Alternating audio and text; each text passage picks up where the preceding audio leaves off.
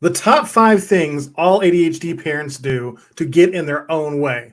1, they fly blind. 2, they silence the voice. 3, they compare themselves. 4, they forget the father. And 5, they do it alone. I'm Coach Bruce, and I'm a life coach for ADHD parents. And I'm going to get into these top 5 things. It's an unpopular opinion that we all do anything alike. I don't care. There are 5 things that we have all done at some point and continue to do at some point that are getting in the way of us living our best possible life, being our best possible selves as parents, having our best possible success in business, being the closest we could be to our, in our religion, to the Father, to God, whatever it is that you believe. But to me, it is having that relationship and that understanding, that knowing of God.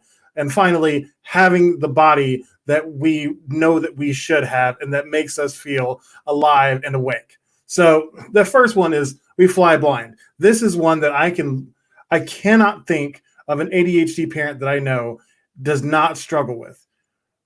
Having a clear vision of what they want the future to look like.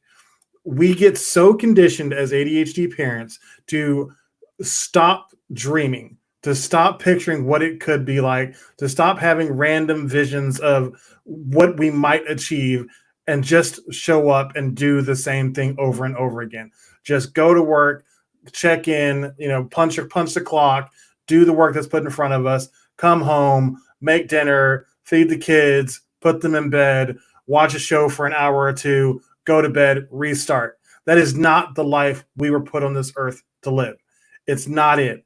But we all get so complacent. We get so complacent. We get so sedated, pushing down who is really inside of us, that we just accept this life is okay, and we stop dreaming and having a vision of a compelling life that we actually want to live and go toward. 2, you silence the voice. You stop listening to the person inside of you that urges you to do something different. That impulsive voice that is often non sequitur and is thinking of things that almost seem ridiculous. There is something there. There is that voice inside of us is there for a reason. And whenever we are healthy and whenever we're actually feeding that voice and we are communing with it in a healthy way, it's going to guide us to special things that are only meant for us. But if we are silencing that voice, we are cutting off a huge part of what is meant for us, because it is only for you. Nobody else can get that. It is meant for you. And if you can't listen to your inner voice, you will not be able to find it. And that is a major struggle that all ADHD, because we've been told not to do anything outside of the norm, not to go against the system, not to push the boundaries, not to test the limits, to do exactly what you're told, exactly the way you're told. And that has never been right for us, but we've broken ourselves to do it. We've stopped listening to the voice so we could show up and fit in with the neurotypical standard. And then number 3, we compare ourselves to the neurotypical standard. We say, well, I'm doing exactly what those neurotypicals are doing. Why are they happy and I'm not? See back to number 2. Because you silence the voice and then you compare yourself to the neurotypical standard, you're in a dragon eating its own tail type situation, a never-ending loop of just despair and discouragement, because you're doing something that doesn't feel right to get something that doesn't feel right, and are surprised when it doesn't work out right. It's not meant to be. You were not supposed to live to that standard and stick to that standard. We are supposed to live outside of that standard, using it to accomplish our bigger, better dreams.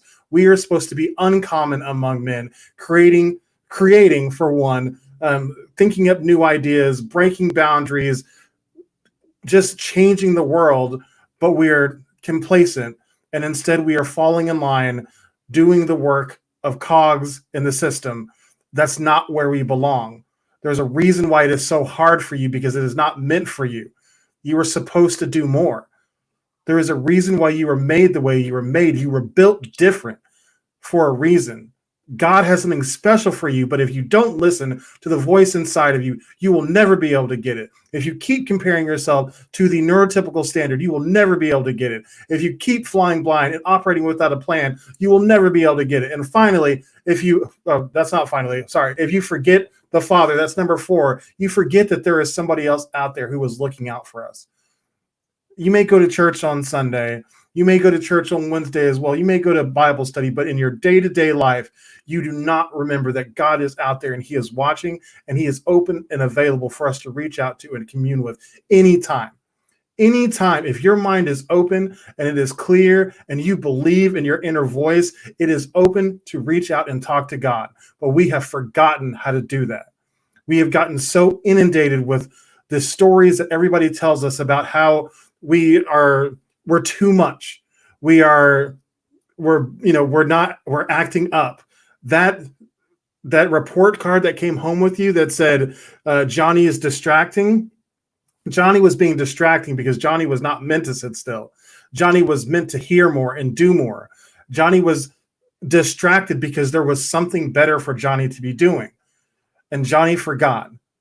Johnny forgot the Father, forgot that he is able to commune with a higher power. He forgot because he, once again, started comparing himself to the neurotypical standard. He'd silenced the voice and he flew blind. He forgot that there was supposed to be dreams that he was moving towards. He just started showing up and doing the same thing without any goal in mind. And then finally, number 5, you do it alone. You think that you can do everything by your damn self, and you cannot. You cannot. As special as you are also limited in your capacity. The person who created the problems that you're currently in does not have the capacity to find the solutions. You need help.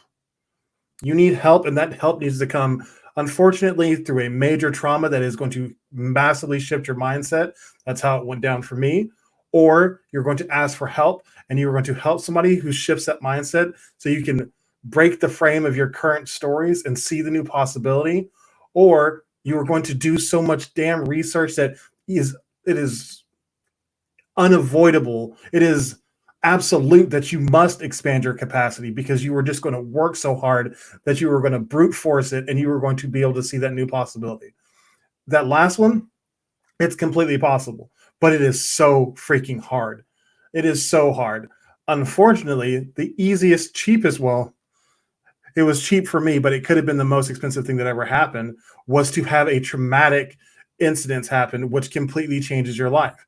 That life or that traumatic change could be the thing that cost you everything.